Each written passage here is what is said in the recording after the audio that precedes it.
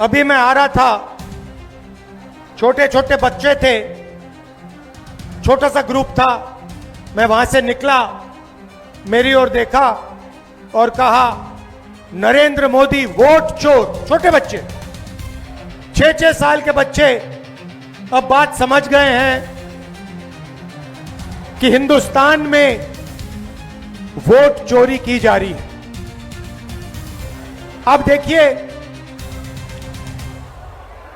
कुछ समय पहले अमित शाह ने कहा कि बीजेपी 40-50 साल अब राज करेगी। याद है आपको? अब राजनीति में कल क्या होगा किसी को नहीं मालूम, मगर अमित शाह को 40 साल की राजनीति मालूम है। कैसे? वोट चोर।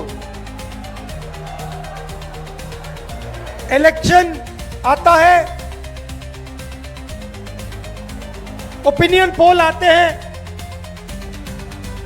और उसमें ओपिनियन पोल हमारे जो मीडिया वाले कहते हैं, हरियाणा में कहा कि कांग्रेस पार्टी जीतेगी।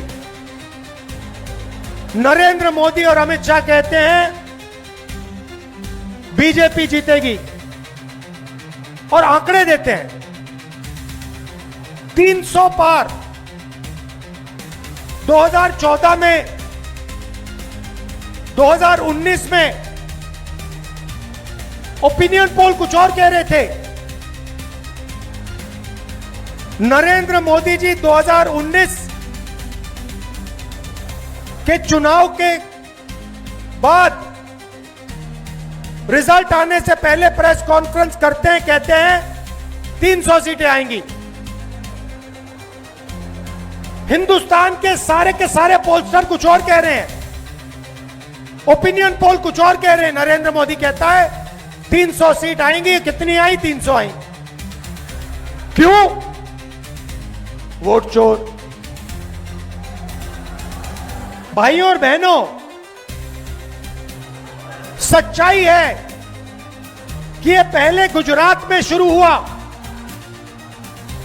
ये 2014 से पहले गुजरात में शुरू हुआ, और 2014 में नेशनल लेवल पे ये लोग इसको लाए। गुजरात मॉडल आर्थिक मॉडल नहीं है, गुजरात मॉडल वोट चोरी करने का मॉडल है।